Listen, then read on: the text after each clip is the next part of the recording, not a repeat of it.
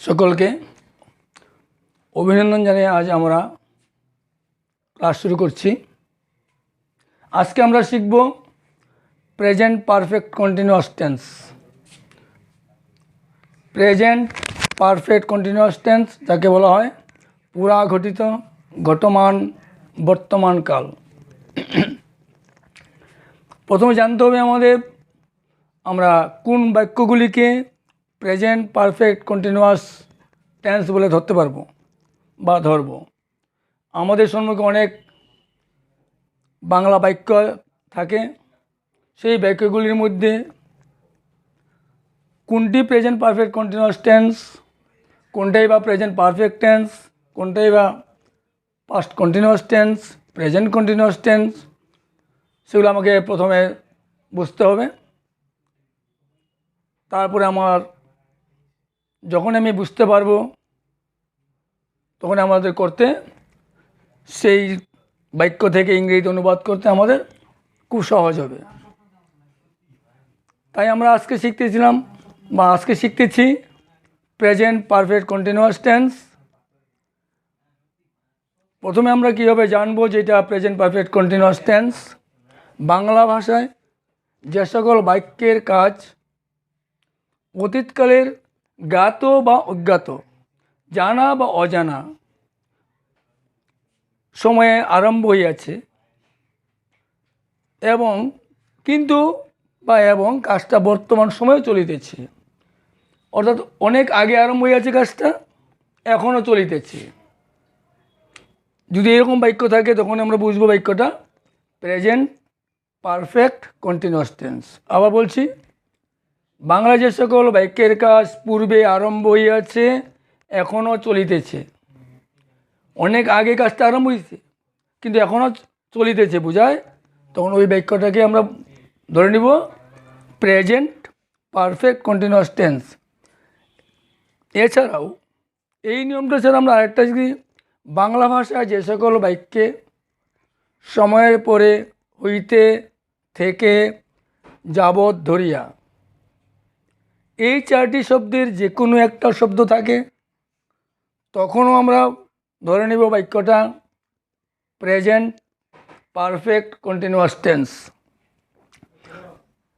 যেমন ধরো, সকাল হইতে বৃষ্টি পড়িতেছে, সকাল হইতে বৃষ্টি পড়িতেছে।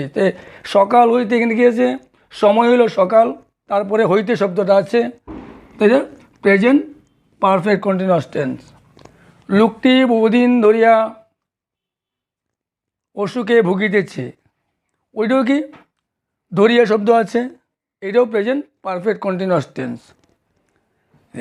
ঠিক এখন আমি এটাকে এছামিজ বলা হয়। অসমীয়া ভাষাৰ যিবোৰ বাক্যৰ কাম অতীতকালত আৰম্ভ হৈছে এতিয়াও চলি আছে।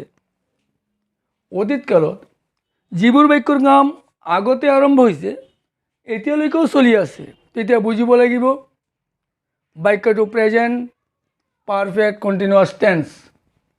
আকৌ এবাৰ কৈ আছোঁ, অসমীয়া যিবোৰ বাক্যৰ সময়ৰ পিছত ধৰি পৰালৈকে, অসমীয়া ভাষাত যিবোৰ বাক্যৰ সময়ৰ পিছত ধৰি পৰালৈকে এই তিনিটা শব্দৰ যিকোনো এটা শব্দ থাকিব, তেতিয়া আমি বুজিম বাক্যটো প্ৰেজেণ্ট পাৰফেক্ট কণ্টিনিউৱাছ টেন্স। আকৌ এবাৰ, অসমীয়া যিবোৰ বাক্যৰ কাম আগতে আৰম্ভ হৈছে এতিয়াও চলি আছে বুজায়, সেই বাক্যবোৰ প্ৰেজেণ্ট পাৰফেক্ট কণ্টিনিউৱাছ টেন্স। বেলেগ দিলে কি হ'ব, আমি বেলেগকৈ গ'লে অসমীয়া বাক্যত যিবোৰ বাক্যৰ সময়ৰ পিছত ধৰি পৰালৈকে এই তিনিটা শব্দৰ এটা শব্দ থাকিব, তেতিয়া বুজিব লাগিব বাক্যটো প্ৰেজেণ্ট পাৰফেক্ট কণ্টিনিউৱাছ টেন্স।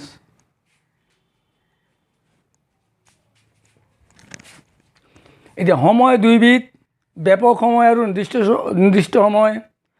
এটা হ'ল ব্যাপক সময়, এটা নিৰ্দিষ্ট সময়।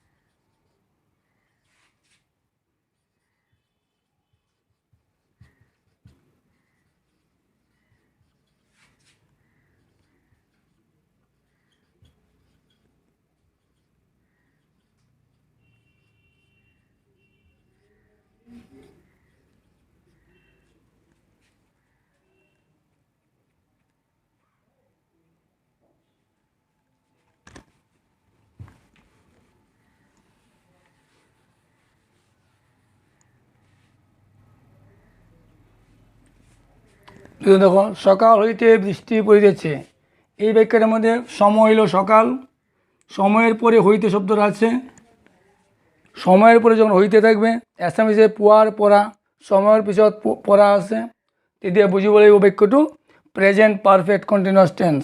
আকৌ দেখা, এরকম সময়ের পরে যদি হইতে থাকে, যাবৎ, ধরিয়া, থেকে থাকে, তখন বুঝতে হয় প্রেজেন্ট, বাক্যটা প্রেজেন্ট পারফেক্ট কন্টিনিউয়াস টেন্স। অসমীয়াতে পড়া, ধরি পড়া লইকে থাকিব, তৃতীয় বুঝিবলৈ বাক্যটো প্রেজেন্ট পারফেক্ট কন্টিনিউয়াস টেন্স। এই প্রথম বাক্যটাতে হইতে, অসমীয়াতে পড়া, দ্বিতীয় বাক্যটাতে ধরে, এখানে ধরি। তিনি বহুদিন ধরে জ্বরে ভুগিতেছেন, তেখেত বহুদিন ধরে বেমারত ভুগিয়াছে, এই ধরি। আমরা কি বলছিলাম, বাংলা যে সকল বাক্যে সময়ের পরে হইতে, থেকে, যাবৎ, ধরিয়া থাকে, তখন কি বোঝায় প্রেজেন্ট পারফেক্ট কন্টিনিউয়াস টেন্স। অ্যাসামিসে কী থাকবে, ধরি পড়া লইকে, যেন তেখেত বহুদিন ধরে বেমারত ভুগিয়াছে, বাংলায় বলছে তিনি বহুদিন ধরে জ্বরে ভুগিতেছেন।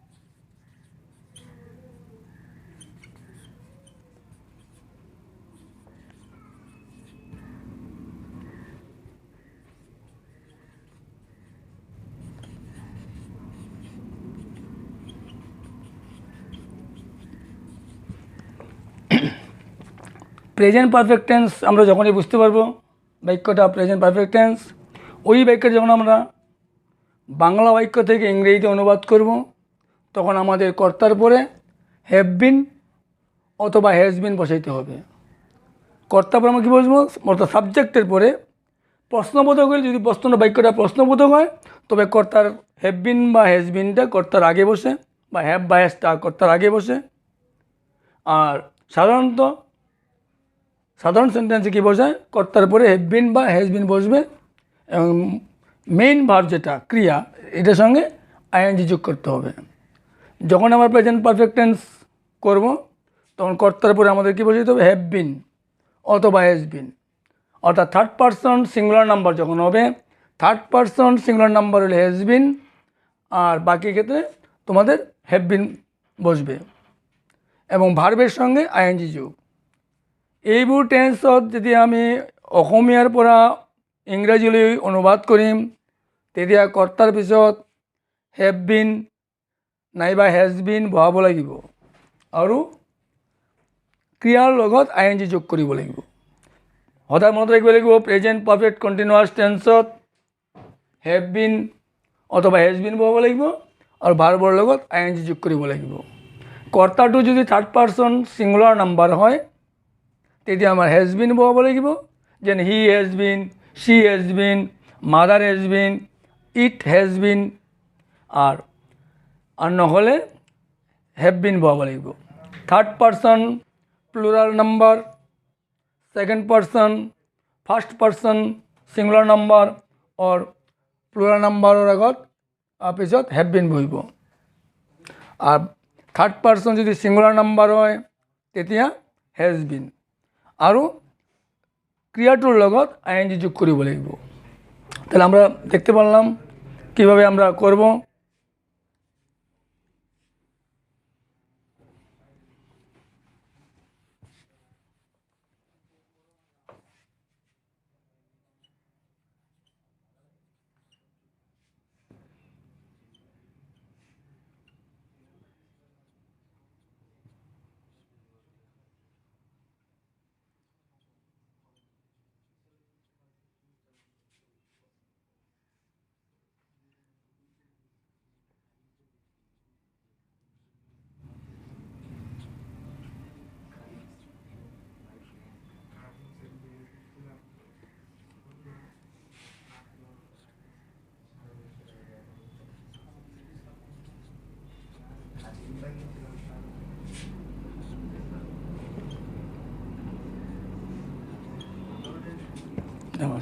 সূত্র হিসাবে লিখব সাবজেক্ট, তারপরে হ্যাভ বিন অথবা হ্যাজ বিন বসবে, হ্যাভ বিন অথবা হ্যাজ বিন, ভার্বের সঙ্গে তারপর ভার্ব, ভার্বের সঙ্গে আইএনজি যোগ করতে হবে, তারপরে অবজেক্ট, তারপরে আদার।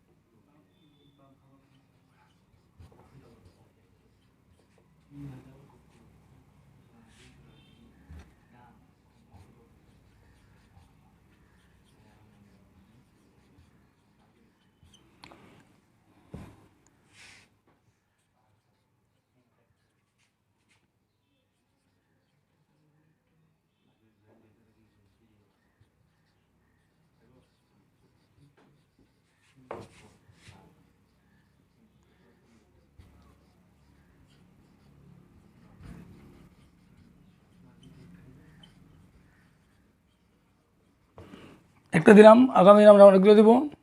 আমি বহুদিন ধরে গল্পটি লিখিতেছি, মই বহুদিন ধরে এই গল্পটি লিখি আছো। আমি ইংরেজি আই, বহুদিন ধরে ফর এ লং টাইম,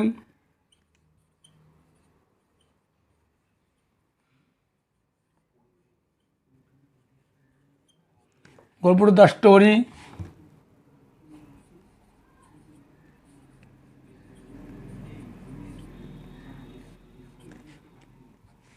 দেখো আমি ইংরেজি আই, বহুদিন ধরে ফর এ লং টাইম, গল্পটি দ্য স্টোরি, লিখিতেছি রাইট,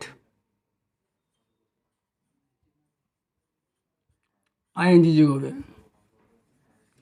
তা দেখা গেল প্রতি অর্থ জানলাম। আমি ইংরেজি আই, মই ইংরেজি আই, বহুদিন ধরে ফর এ লং টাইম, গল্পটি দ্য স্টোরি, লিখিতেছি রাইট। আমরা এই বাক্যে আইএনজি যোগ হবে, কেননা সময়ের পরে ধরেই শব্দটা আছে বা ধরে, তো এটা প্রেজেন্ট পারফেক্ট কন্টিনিউয়াস টেন্স। আমরা কি বলছিলাম, সাবজেক্টের পরে এবার কর্তার পরে হ্যাভ বিন বা হ্যাজ বিন, এটা first person singular number. First person singular number হইলেও তাকে এটার সঙ্গে হ্যাভ বিন বসাইতে হবে। যেমন আই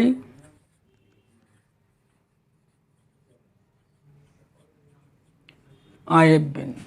এইবার উল্টা করে যাবো রাইটিং, এবার উল্টা করে যাবো আই হ্যাভ বিন। এখন আমাদের সূত্র হিসেবে লাগবে না, একদম উল্টা করে এসে গেলেই বাক্যটা হয়ে যাবে। আই হ্যাভ বিন, প্রথমে লাগবে রাইটিং,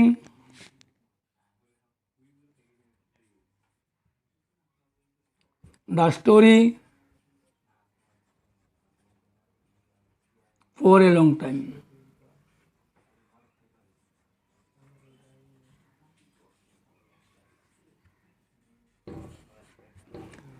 দেখো, আমি বহুদিন ধরে গল্পটি লিখিতেছি।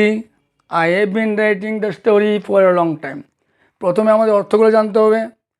যখন আমি প্রত্যেকটা অর্থ জানবো, যদি অর্থ না জানে তখন ডিকশনারি দেখলে বোঝা যাবে যে কোনটার অর্থ কোনটা। ভেবে লেখার পরে কর্তাটা লেখার পরে আমরা যদি উল্টা করে আসে যাই, উল্টা দিক দিয়ে আসি, তবে এই বাক্যটা গঠন হয়ে যাবে। সূত্র তখন প্রয়োগ না করলেও হবে। সূত্রটা আমি প্রয়োগ না করলেও হবে, সূত্র জানতে হবে। তোমাকে যদি কেউ জিজ্ঞাসা করে যে প্রেজেন্ট পারফেক্ট কন্টিনিউয়াস টেন্সের সূত্রটা, তখন আমাকে এটা বলতে হবে। কিন্তু যখন তুমিই করবা, সূত্রটাকে ফলো না করলেও হবে।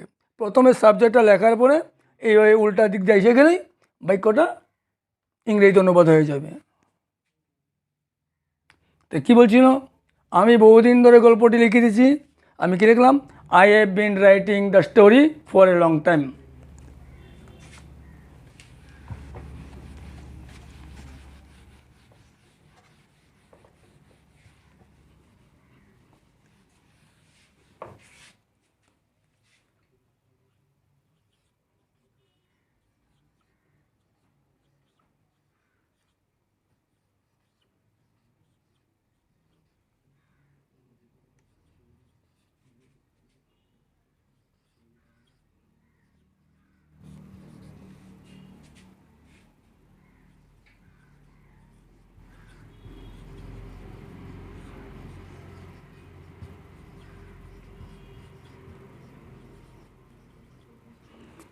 তাহারা এই গ্রামে 1990 সন হইতে বসবাস করিতেছে। আমরা সাধারণত বলি বাস করতেছে, এটাকে বসবাস করিতেছে একটা শব্দ। তাহারা এই গ্রামে 1990 সন হইতে বসবাস করিতেছে।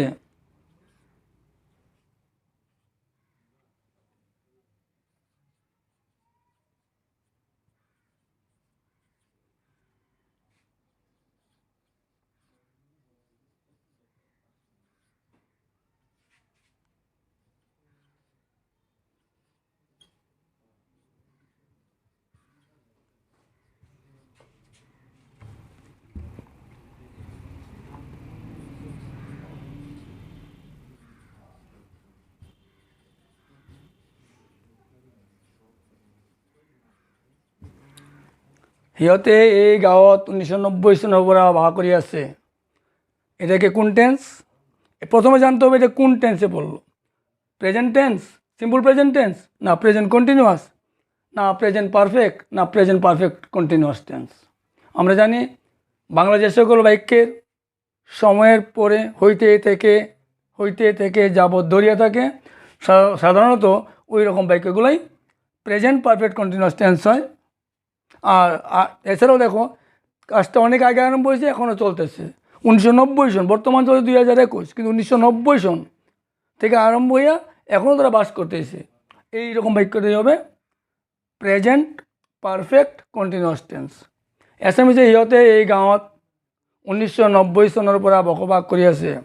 প্রথমে আমরা কী লিখবো, তাহারা ইংরেজি কি দে, তাহারা ইংরেজি দে লিখতে লাগবো।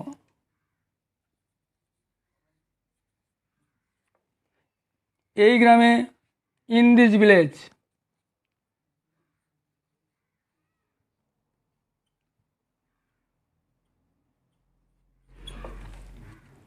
1990 সালে, সিন্স 1990, এই শব্দ একটা।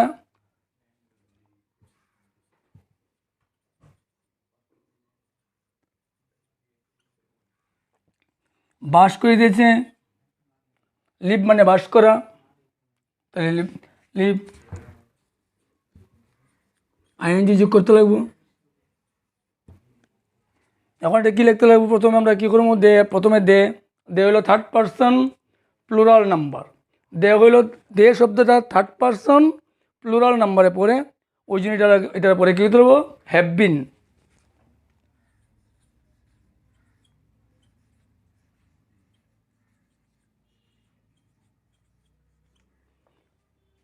তারপরে আমরা লিখব living, লাস্টেরটা living.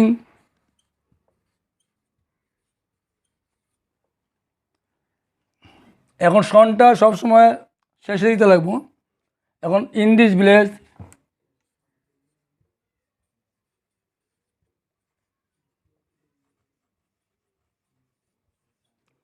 they have been living in this village since 1990। তা যদি আমরা এইভাবে চিন্তা করা করি, আমরা অতি সহজে আমরা বুঝতে পারবো কীভাবে প্রেজেন্ট কন্টিনিউয়াস টেন্সটা present perfect continuous tense Bangla বাক্য থেকে কীভাবে আমরা ইংরেজি অনুবাদ করা যায়, যদি আমি নিয়মটা ভালোভাবে জানি এবং ধরতে পারি তবে, এবং প্রত্যেকটা শব্দের অর্থ জানতে লাগবো। প্রত্যেকটা শব্দের যখন অর্থ আমরা জানবো, ওইভাবে বসাই গেলে তখন আমাদের করতে সুবিধা হইব। যদি আমি টেন্স সূত্র হিসেবে যাই, তথাপি আমাদের কী করতে লাগবো, সাবজেক্টটা কি জানতে লাগবো, ভার্ব কোনটা। সাধারণত ভার্বটা সব লাস্টে থাকে, বাংলায় ভার্ব ক্রিয়াটা সবার লাস্টে থাকে, ইংরেজিতে থাকে কর্তার পরে। তাহলে যদি অসুবিধা আমরা এভাবে লিখলাম, তাহারা ইংরেজিতে লিখলাম, এই গ্রামে লিখলাম ইন দিস ভিলেজ, এইটার ইংরেজি লিখলাম 1990, তার মানে সিন্স 1990, বাস করিতেছে লিভিং। এখন আমরা এটাকে দিয়ে লিখলাম, তারপর সাবজেক্ট, দেওয়ার পরে আমরা হ্যাভ বিন বা হ্যাজ বিন বসাবো, তারপরে ভার্বটার সঙ্গে আইএনজি যোগ করলাম, তারপরে এটা হলো কর্ম, তারপরটা অন্যান্য, যে সিন্স 90, সময়টা সবসময় লাস্টে হয়। তাহলে যদি আমরা এভাবে করি আমাদের বুঝতে অসুবিধা হবে না, যে কোনো সময় আমরা অতি সহজেই ইংরেজি করতে পারবো। আজ আমরা এখানে শেষ করলাম, আগামী দিন আবার একই টেন্স শিখব এবং পরে আমরা তৎসঙ্গে অঙ্ক দিব, ক্লাস 10-এর অঙ্কগুলা তোমরা দেখে থাকো, তবে অঙ্করও যে অসুবিধা হবে বুঝতে পারবা এবং ইংরেজি টেন্সটাও সহজে বোঝা যাবে। যদি অসুবিধা হয় বা কোনো ভুল থাকে তোমরা কমেন্ট করতে পারো। ধন্যবাদ, রাখলাম।